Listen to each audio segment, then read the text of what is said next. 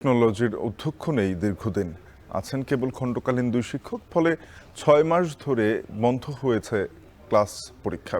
এই মুহূর্তে শিক্ষক নিয়োগ সহ ক্লাস চালুর দাবিতে বিক্ষোভ করছেন প্রতিষ্ঠানটির শিক্ষার্থীরা। সেখানে আছেন সহকর্মী হারুনুর রশিদ, যুক্ত হব তার সাথে। হারুন, জানাবেন যে অধ্যক্ষ এবং বাকি শিক্ষকরা দীর্ঘদিন ধরে অনুপস্থিত থাকার কারণ কি?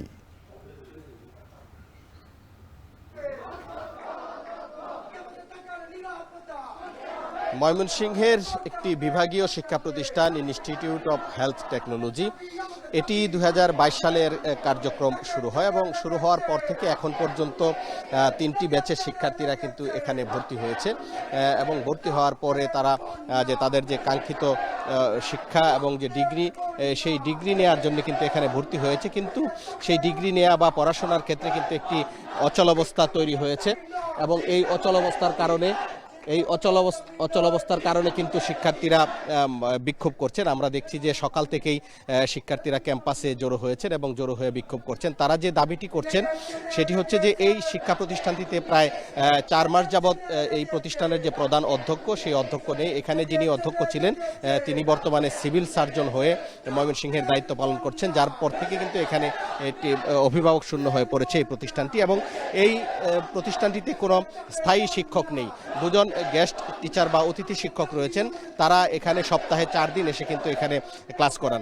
যার কারণে কিন্তু এখানে যে 3টি ব্যাচ রয়েছে যারা এখানে পড়াশোনার জন্য ভর্তি হয়েছে, তাদের শিক্ষাক্ষেত্রে কিন্তু একটি অচলাবস্থা তৈরি হয়েছে এবং একেবারে পড়াশোনা নেই বললেই চলে। এবং শিক্ষার্থীরা যেটি বলছেন যে এই প্রতিষ্ঠানটি চালু করা হয়েছে, শিক্ষার্থী ভর্তি করা হচ্ছে, কিন্তু এখন পর্যন্ত স্থায়ী কোনো অধ্যক্ষ নিয়োগ দেওয়া হয়নি, স্থায়ী কোনো শিক্ষক নেই, এখানে ল্যাবরেটরি নেই, ল্যাবরেটরির কোনো যন্ত্রপাতি নেই। যার কারণে এই যে উদ্দেশ্য নিয়ে এই শিক্ষা প্রতিষ্ঠানটি এখানে গড়ে তোলা হয়েছিল সেটি কিন্তু ব্যাহত হচ্ছে। শিক্ষার্থীরা যেটি বলছেন যে এই ইনস্টিটিউট অফ হেলথ টেকনোলজিতে 2টি বিষয়ে পড়াশোনা করানো হয়, একটি হচ্ছে ল্যাবরেটরি এবং আরেকটি রেডিওগ্রাফি, এবং দুটোই গুরুত্বপূর্ণ বিষয় চিকিৎসা ক্ষেত্রে।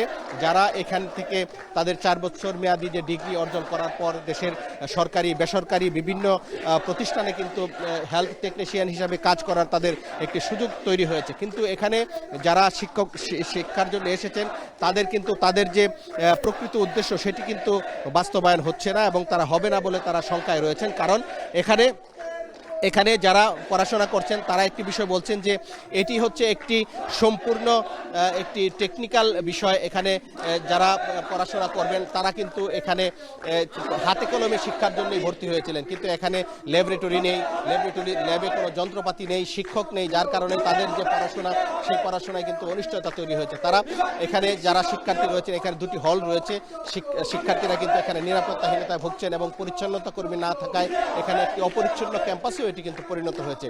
শিক্ষার্থীরা তাদের দাবিগুলো জানাচ্ছেন এবং দাবিগুলো মানা না হলে কিন্তু তারা ভবিষ্যতে আরো কঠোর কর্মসূচিতে যাবেন বলে আমাদেরকে জানিয়েছেন। হারুনুর রশিদ যুক্ত হয়েছিলেন ময়মনসিংহ থেকে, জানাচ্ছিলেন ময়মনসিংহ ইনস্টিটিউট অব হেলথ টেকনোলজির শিক্ষক ঘাটতি এবং নানা অব্যবস্থাপনায় শিক্ষার্থীরা আন্দোলনে দাঁড়িয়েছেন। ক্লাস বন্ধ করে এই নিয়ে সবশেষ।